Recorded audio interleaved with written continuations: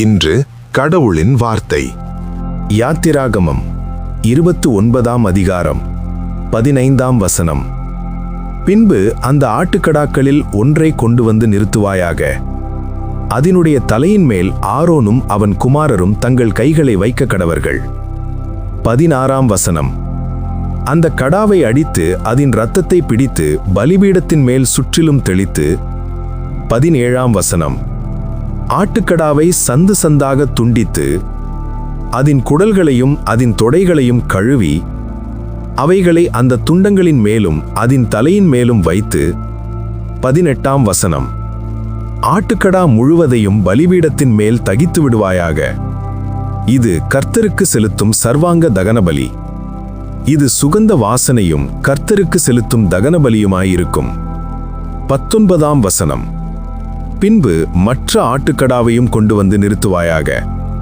அதனுடைய தலையின் மேல் ஆரோனும் அவன் குமாரரும் தங்கள் கைகளை வைக்க கடவர்கள். 20ஆம் வசனம். அப்பொழுது அந்த கடாவை அடித்து அதன் இரத்தத்தில் கொஞ்சம் எடுத்து ஆரோனின் வலது காது மடலிலும் அவன் குமாரரின் வலது காது மடலிலும் அவர்கள் வலது கையின் பெருவிரலிலும் அவர்கள் வலது காலின் பெருவிரலிலும் இட்டு மற்ற இரத்தத்தை பலிபீடத்தின் மேல் சுற்றிலும் தெளித்து. 21ஆம் வசனம்.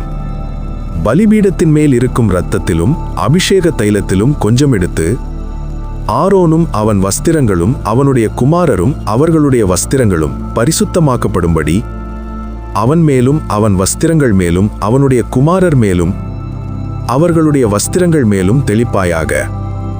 22ஆம் வசனம். அந்த ஆட்டுக்கடா பிரதிஷ்டையின் ஆட்டுக்கடாவானதால் அதிலுள்ள கொழுப்பையும் வாலையும் குடல்களையும் மூடிய கொழுப்பையும் கல்லீரலின் மேலுள்ள சவ்வையும் 2 குண்டிக்காய்களையும் அவைகளின் மேலுள்ள கொழுப்பையும் வலது பக்கத்து முன்னந்தொடையையும். 23ஆம் வசனம். கர்த்தருடைய சந்நிதானத்தில் வைத்திருக்கிற புளிப்பில்லா அப்பங்கள் உள்ள கூடையில் ஒரு அப்பத்தையும் எண்ணெயிட்ட அப்பமாகிய ஒரு அதிரசத்தையும் ஒரு அடையையும் எடுத்து. 24ஆம் வசனம்.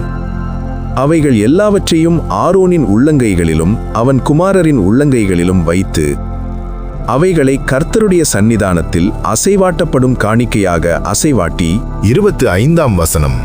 பின்பு அவைகளை அவர்கள் கைகளிலிருந்து எடுத்து பலிபீடத்தின் மேல் சர்வாங்க தகன பலியோடு வைத்து கர்த்தருடைய சந்நிதானத்தில் சுகந்த வாசனையாக தகிக்க கடவாய். இது கர்த்தருக்கு செலுத்தப்படும் தகன பலி. 26ஆம் வசனம். ஆரோனுடைய பிரதிஷ்டையின் ஆட்டுக்கடாவிலே மார்க்கண்டத்தை எடுத்து அதை கர்த்தருடைய சந்நிதானத்தில் அசைவாட்டப்படும் காணிக்கையாக அசைவாட்ட கடவாய். அது உன் பங்காயிருக்கும். 27ஆம் வசனம். மேலும் ஆரோனுடைய பிரதிஷ்டைக்கும் அவன் குமாரருடைய பிரதிஷ்டைக்கும் நியமித்த ஆட்டுக்கடாவில் அசைவாட்டப்படுகிற மார்க்கண்டத்தையும் ஏறெடுத்து படைக்கப்படுகிற முன்னந்தொடையையும் பரிசுத்தப்படுத்துவாயாக. 28ஆம் வசனம்.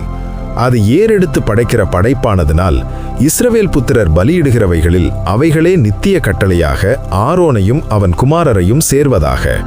இஸ்ரவேல் புத்திரர் கர்த்தருடைய சந்நிதானத்தில் ஏறெடுத்து படைக்கிற சமாதான பலிகளில் அவைகளே ஏறெடுத்து படைக்கும் படைப்பாய் இருக்க வேண்டும்.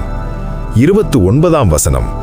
ஆரோனின் பரிசுத்த வஸ்திரங்கள் அவனுக்கு பின் அவனுடைய குமாரரை சேரும். அவர்கள் அவைகளை உடுத்திக்கொண்டு அபிஷேகம் பண்ணப்பட்டு பிரதிஷ்டையாக்கப்படுவார்கள். 30ஆம் வசனம். அவனுடைய குமாரரில் அவன் பட்டத்திற்கு வருகிற ஆசாரியன் பரிசுத்த ஸ்தலத்தில் ஆராதனை செய்வதற்கு ஆசரிப்பு கூடாரத்தில் பிரவேசிக்கும் போது அவைகளை 7 நாள் மட்டும் உடுத்திக்கொள்ள கடவர்கள். 31ஆம் வசனம். பிரதிஷ்டையின் ஆட்டுக்கடாவை கொண்டு வந்து அதன் மாம்சத்தை பரிசுத்த இடத்தில் வேவிப்பாயாக. 32ஆம் வசனம். அந்த ஆட்டுக்கடாவின் மாம்சத்தையும் கூடையில் இருக்கிற அப்பத்தையும் ஆரோனும் அவன் குமாரரும் ஆசரிப்பு கூடாரத்தின் வாசலிலே புசிக்க கடவர்கள். 33ஆம் வசனம். அவர்களை பிரதிஷ்டை பண்ணி பரிசுத்தப்படுத்தும் பொருட்டு அவைகளால் பாவ நிவிர்த்தி செய்யப்பட்டபடியால் அவைகளை அவர்கள் புசிக்க கடவர்கள். அந்நியனோ அவைகளை புசிக்கலாகாது, அவைகள் பரிசுத்தமானவைகள். 34ஆம் வசனம். பிரதிஷ்டையின் மாம்சத்திலும் அப்பத்திலும் ஏதாகிலும் விடியற்காலம் மட்டும் மீந்திருந்ததானால் அதை அக்கினியாலே சுட்டரிப்பாயாக. அது புசிக்கப்படலாகாது, அது பரிசுத்தமானது. 35ஆம் வசனம். இந்த பிரகாரம் நான் உனக்கு கட்டளையிட்டபடி எல்லாவற்றையும் நீ ஆரோனுக்கும் அவன் குமாரருக்கும் செய்வாயாக. 7 நாளளவும் நீ அவர்களை பிரதிஷ்டை பண்ணி 36ஆம் வசனம் பாவ நிவர்த்திக்காக ஒவ்வொரு நாளிலும் ஒவ்வொரு காளையை பாவ நிவாரண பலியாக பலியிட்டு பலிபீடத்துக்காக பிராயச்சித்தம் செய்த பின் அந்த பலிபீடத்தை சுத்தி செய்ய வேண்டும். அதை பரிசுத்தப்படுத்தும்படி அதை அபிஷேகம் பண்ண கடவாய்.